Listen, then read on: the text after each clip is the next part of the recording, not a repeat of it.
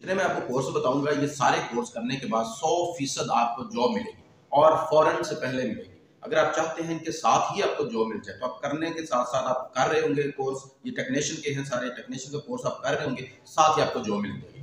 Job भी ऐसी मिलेगी कि आप जो चाहते हैं। अगर आपने एफएससी कर ली है तो आप करने के फौरन बाद ये कर सकते हैं। बहुत से ऐसे कोर्स हैं जो मैट्रिक करने के बाद भी आप कर सकते हैं और करने के बाद आप क्या करेंगे, जॉब। अगर आपने एमएससी करनी है, एमफिल करना है और उसके बाद आपने जॉब ही करनी है तो एफएससी के फौरन बाद जॉब क्यों ना की जाए, कोर्स करें और साथ ही जॉब करें। अगर जॉब नहीं करनी, इनमें से कोई भी कोर्स अपनी पसंद का चुने और क्या करें, जॉब ना करें, अपना बिजनेस करें।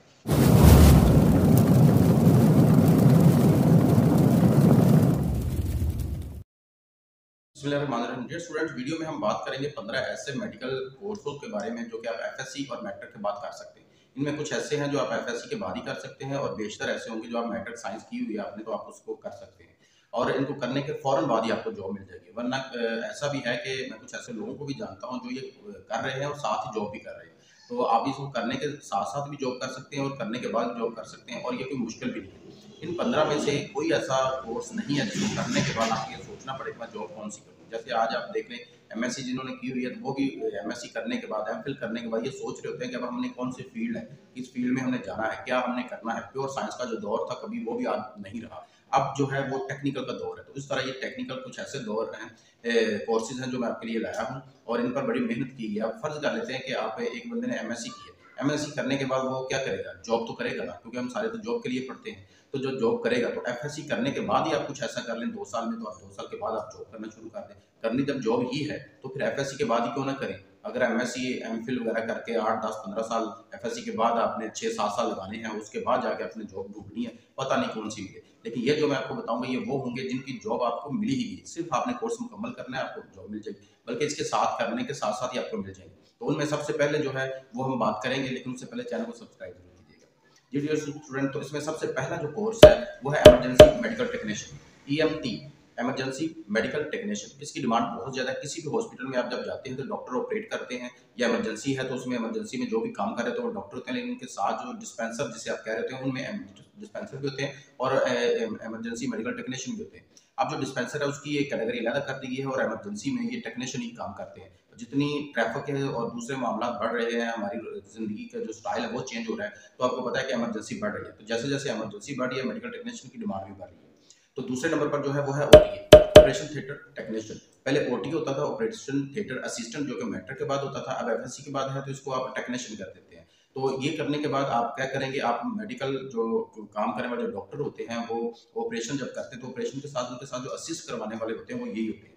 तो ये जो असिस्ट करवा रहे होते हैं इनकी डिमांड इतनी होती है, छोटे छोटे शहरों में अब आप देखते हैं तो पूरे शहर में 1 या 2 ओटी होते हैं और वो ऑन कॉल होते हैं। अब आप देखेंगे डॉक्टर ऑन कॉल तो आपने सुना होगा, लेकिन आपने ओटी ऑन कॉल नहीं सुना होगा। तो ये ऑन कॉल होते हैं और आधे घंटे के लिए, 1 घंटे के लिए जाते हैं और अपना बहुत सारा सरमाया हासिल कर लेते हैं, बहुत सारे पैसे ले लेते हैं। अब इस का काम आपको पता है, जो ऑपरेशन थिएटर होता है उसको मेंटेन करना, कौन सी मेडिसिन चाहिए, कौन सा ऑपरेट है, उसके लिए कौन कौन सी चीज़ें होनी चाहिए, वो ऑक्सीजन वगैरह का लेवल, ये वो सारा उन्हें चेक करना था। जो भी ऑपरेशन थिएटर का मामला था वो उन्हें चेक करने होते हैं। उसकी डिमांड आप जान सकते हैं कि कितनी होगी। कल का जो ट्रैफिक के हादसा बढ़ रहे हैं, दूसरे हैं, हर बंदा जल्दी में है तो बात एक्सीडेंट हो जाते हैं, तो उसके लिए एक्सरे की बहुत ज़्यादा जरूरत पड़ती है। तो एक्सरे टेक्नीशियन कोर्स है, पहले मैट्रिक के बाद होता था, अब भी वो कहीं कहीं हो रहा है और एफएससी के बाद भी होता है। आप किसी भी हॉस्पिटल में गए हों, आपने देखा होगा कहीं भी किसी भी हॉस्पिटल में डॉक्टर एक्सरे नहीं कर रहा होता।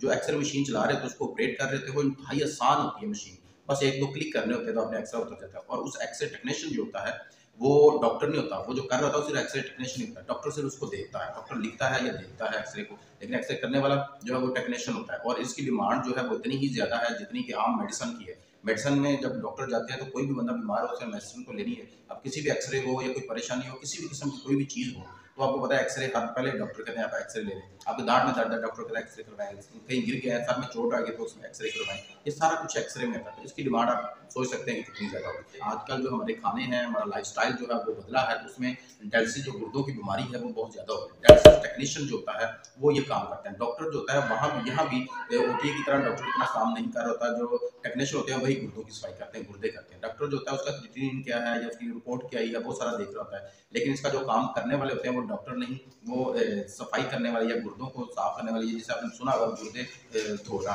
तो गुर्दे जो धो रहे होते हैं वो टेक्नीशियन होते हैं, वही काम कर रहे हैं। और हमारे लाइफस्टाइल चेंज होने की वजह से इसकी डिमांड जो है वो बहुत ज़्यादा होती है। वो है सर्टिफिकेट नर्सिंग असिस्टेंट।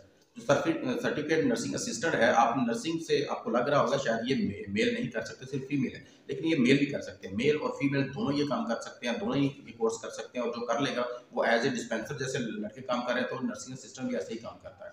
और आपको पता है कि नर्स है तो वो भी असिस्ट ही करती है। डॉक्टर जो नुस्खा लिखता है, उस नुस्खे को अप्लाई करना नर्स का काम होता है, इसी तरह डिस्पेंसर का काम होता है। तो ये दोनों ही एक ही काम कर रहे थे, तो यहाँ मेल फीमेल का कोई चक्कर नहीं है, ये दोनों ही कर सकते हैं। तो ये सुना जो 7वें नंबर पर है वो है ऑर्थोपैडिक टेक्नीशियन। ऑर्थोपैडिक का आपको पता है कि जो डॉक्टर हैं इस फील्ड में कितना आ रहे हैं, एमबीबीएस करने के बाद जो स्पेशलाइजेशन करते हैं वो इसी फील्ड में करते हैं।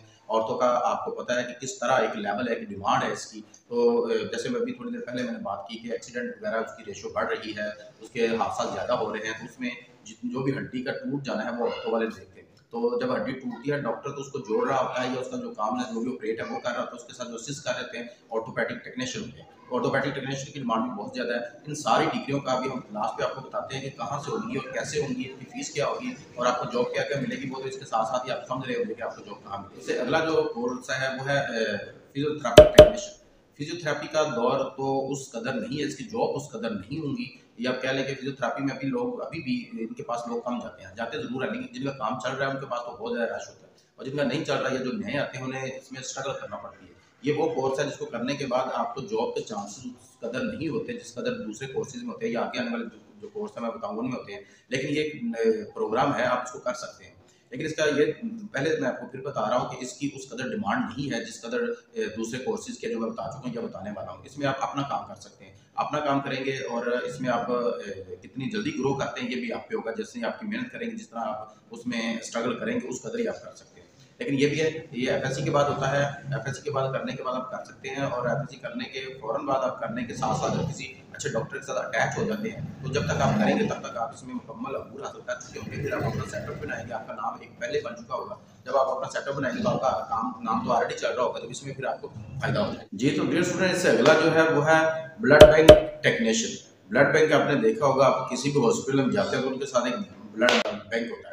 अगर किसी को जरूरत पड़ रही है तो वो क्या कहते हैं कि ब्लड बैंक में जाएं, आप ये ब्लड लेके आए। अगर वहाँ नहीं है तो आप किसी अपने बंदे को बुलवाते हैं, उसका ब्लड आप निकलवाते हैं। तो वो रखना कहाँ होता है? ब्लड बैंक में। तो ब्लड बैंक जो होता है वो हर जगह पे है, हर हॉस्पिटल में है। तो इसकी डिमांड, आप ये कोर्स करने के बाद आप इसकी डिमांड बहुत ज़्यादा है, इसको भी आप जॉब इजीली हासिल हो सकती है, आप इजीली इसमें जॉब हासिल कर सकते हैं। तो इससे अगला जो है वो है कार्डिक या ईसीजी टेक्नीशियन। ईसीजी टेक्नीशियन जो आपको पता है वो भी डॉक्टर नहीं करते, ये सारे टेक्नीशियन कर रहे हैं। जितने भी अभी तक मैंने आपको कोर्स बताया, ये आगे बताऊंगी, ये 15 है। तो 15 के 15 जो है वो टेक्नीशियन ही ये सारा काम करते हैं।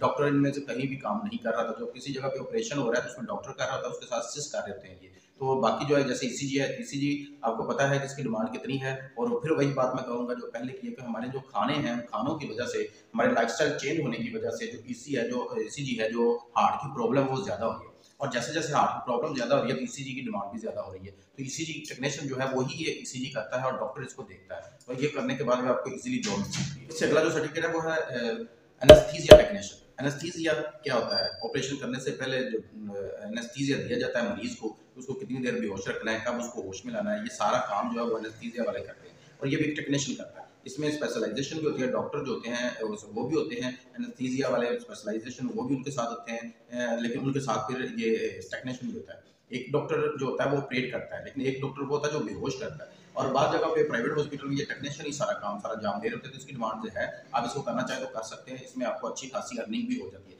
फिर एनेस्थीसिया जो होता है, जिस तरह ओटी होता है, जगह जगह हर सेटअप पे जा रहा होता है, तो एनेस्थीसिया वाले भी बहुत सारी ऐसी जगह हैं जहाँ पे वो एक थोड़े हैं एनेस्थीसिया वाले, तो 1 2 3 4 हॉस्पिटल जो है उसमें वही काम कर रहे थे, जो छोटे छोटे सेटअप जो प्राइवेट हॉस्पिटल करते हैं। तो इसको करने के बाद आप फौरन जॉब हासिल कर सकते हैं। अगला जो कोर्स है वो फार्मेसी टेक्नीशियन। फार्मेसी टेक्नीशियन की बात यह है कि अभी तक ये मैट्रिक के बाद भी हो रहा है, आप मैट्रिक के बाद भी कर सकते हैं। और अगर आपको इसमें जॉब नहीं मिलती, जैसे मैंने पहले भी एक कोर्स में आपको कहा, तो उसको करने के बाद ये टेक्नीशियन बन जाने के बाद भी आपको चांस कम होते हैं जो जॉब के होते हैं, उसमें आप अपना बिजनेस कर सकते हैं। इसमें भी आप अपना बिजनेस कर सकते हैं, फार्मेसी बना सकते हैं। फार्मेसी टेक्नीशियन है आप, तो फार्मेसी का कोई भी बिजनेस है वो कर सकते हैं। नंबर 13 पर जो है वो है पैथोलॉजी टेक्नीशियन। पैथोलॉजी टेक्नीशियन जो है वो आपको पता है लैब में काम करते हैं, तो लैब के जो टेस्ट होते हैं उसमें काम करते हैं। वहाँ पे पैथोलॉजिस्ट होता है जो कि एमबीबीएस करने के बाद किया जाता है, लेकिन वहाँ पे जो सारा काम संभाल रहे होते हैं वो पैथोलॉजिस्ट नहीं होते, वो पैथोलॉजी जो टेक्नीशियन होते हैं वो काम कर रहे होते हैं। इसमें आप जैसे एमएलटी में आपको चीज़ें सिखाई जाती हैं, एमएलटी पे, या मेडिकल टेक्नीशियन जो आप करते हैं इसमें लैब लेबोरेटरी के टेस्ट करने वालों में, उस तरह के आपको ये चीज़ें पढ़ाई जाती हैं, वही सारी चीज़ें आपको सिखाई जाती हैं और टेस्ट करने होते हैं उसमें आपने, और ये सारा कुछ सिखाया जाता है। यही इसका सिलेबस होता है, ये 2 साल का होता है। ये करने के बाद आप किसी भी लैब में काम कर सकते हैं और चाहे तो अपनी लैब भी बना सकते हैं। तो दूसरा ये है कि जितने भी मैंने आपको कोर्स बताए इनकी डिमांड आपको मैं साथ-साथ जैसे-जैसे बता रहा हूँ आपको पता चल रहा होगा कि जिसने सिर्फ जॉब करनी है वो ये कर सकता है, और जिसने अपना काम करना है, अपना बिज़नेस करना चाहता है तो वो भी इन कोर्सेज़ को करने के बाद कर सकता है। थैलेमोटिक आपको पता है कि आँखों की जो प्रॉब्लम है किस कदर ज़्यादा हो रही है। आप इसको करने के बाद आँखों के डॉक्टर के साथ असिस्ट कर सकते हैं और चाहे तो आप अपना एक प्राइवेट छोटा-सा क्लिनिक भी बना सकते हैं। इसकी डिमांड उसमें भी बहुत ज़्यादा है। तो डियर स्टूडेंट्स में जो आखिरी नंबर पर है वो मेडिकल हेल्थ केयर है। मेडिकल हेल्थ टेक्नीशियन जिसे आप कहते हैं।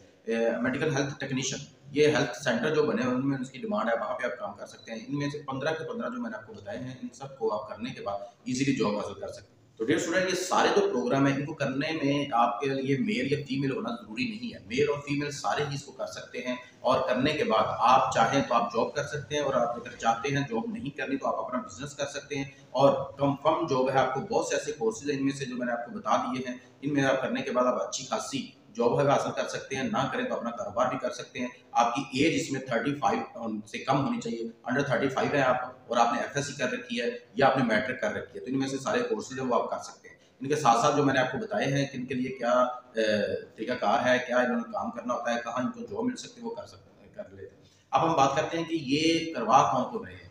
जितने भी आपके पास इर्द-गिर्द गवर्नमेंट हॉस्पिटल है और वो कोई भी कोर्स करवा रहे हैं, चाहे डिस्पेंसर का, तो साथ वो ये भी करवा रहे होंगे।